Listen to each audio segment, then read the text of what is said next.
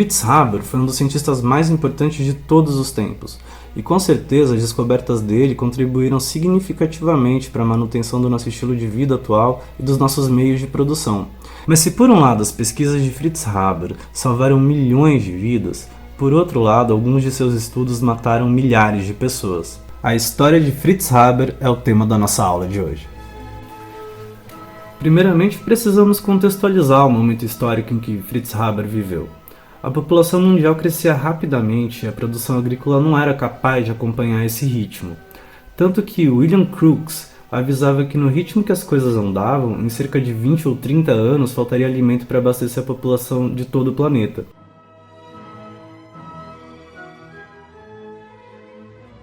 A não ser que a produção agrícola crescesse através do uso de fertilizantes nitrogenados. Difícil falar isso também, né? E o que seriam esses fertilizantes nitrogenados? Para explicar isso é bastante simples. A atmosfera do planeta Terra é constituída basicamente de nitrogênio. Na verdade, 78% da atmosfera é constituída desse componente. Mas o nitrogênio, na forma que ele está na atmosfera, N2, na verdade não é absorvido pelas plantas. Para que as plantas possam absorver esses átomos de nitrogênio, é necessário que esses átomos estejam em compostos solúveis na água. Assim, as plantas podem absorver eles através das suas raízes. Então, a intenção dos químicos da época era de produzir compostos nitrogenados solúveis na água a partir do N2, o nitrogênio atmosférico. Os principais componentes que tinham essa característica eram amônia e nitratos. Já sabiam que era possível produzir amônia a partir do nitrogênio atmosférico, N2, e do hidrogênio atmosférico, H2. A questão é que quando isso era feito em altas temperaturas, a amônia formada voltava aos seus compostos iniciais e, portanto, o processo se tornava economicamente inviável, já que o rendimento da reação era muito baixo.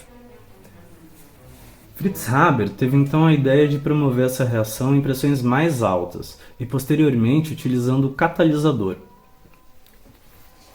Mas você sabe o que é pressão?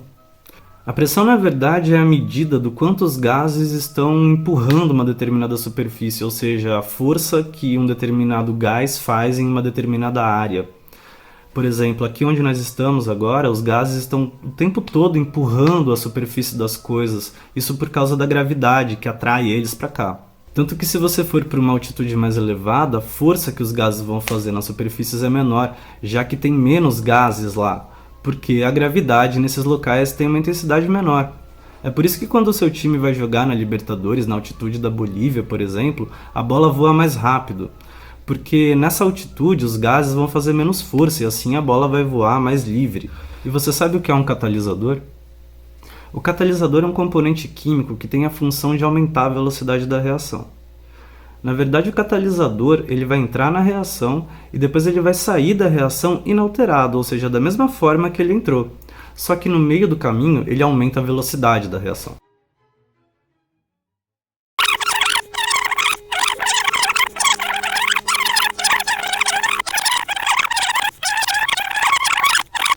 Fritz Haber teve então a ideia de promover essa reação em pressões mais altas e posteriormente utilizando o catalisador.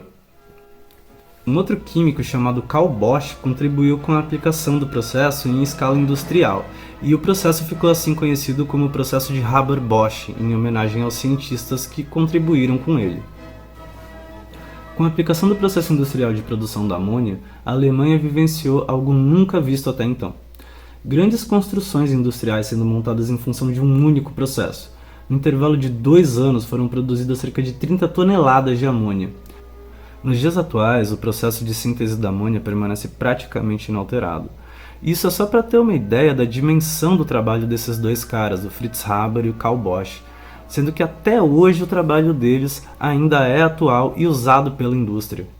Eu gostaria muito que essa história acabasse por aqui, mas infelizmente não foi isso que aconteceu.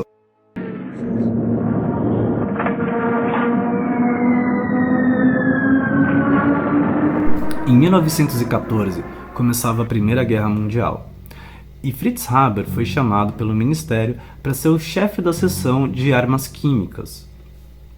Ao contrário do seu amigo e colega Albert Einstein, Fritz Haber apoiou efetivamente o esforço de guerra da Alemanha. Fritz Haber sugeriu o uso de dois gases como armas químicas. Eles eram o gás cloro e o gás mostarda. Mas você sabe o que é o gás cloro? O gás cloro não é usado para limpar piscina, como você pode estar pensando. Na verdade, o cloro que é usado para limpar piscina tem o nome de hipoclorito de sódio. É um outro composto que contém um átomo de cloro, mas não é o cloro gasoso.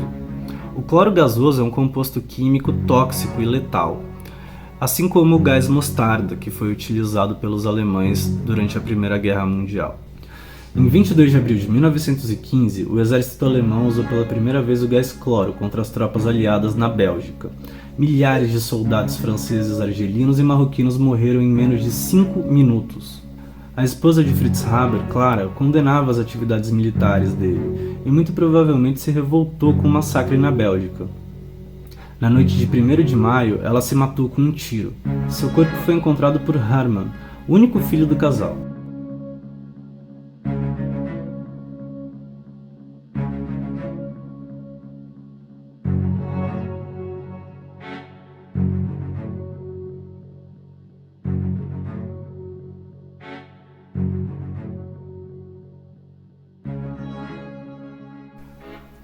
E aí, você gostou da história do Fritz Haber?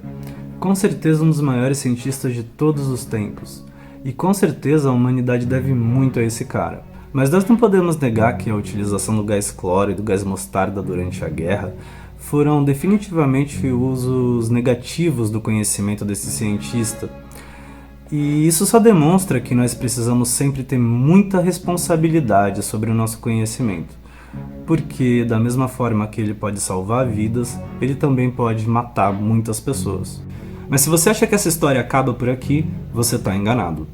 A ideia de Fritz Haber de usar armas químicas em conflitos se espalhou.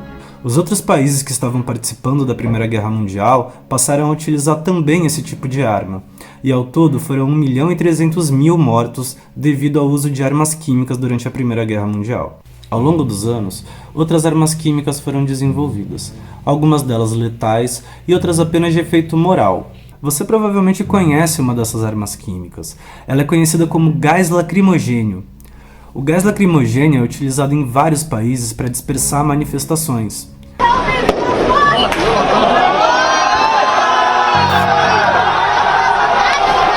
Os seus efeitos são a irritação dos olhos e das vias respiratórias, fazendo com que as pessoas fiquem atordoadas. O gás lacrimogênio é considerado uma arma química não letal e o seu uso é proibido durante a guerra, mas não é proibido para dispersar populações. Existe uma convenção que proíbe o uso de armas químicas letais, mas nós não temos nenhuma garantia de que absolutamente todos os governos vão respeitar isso.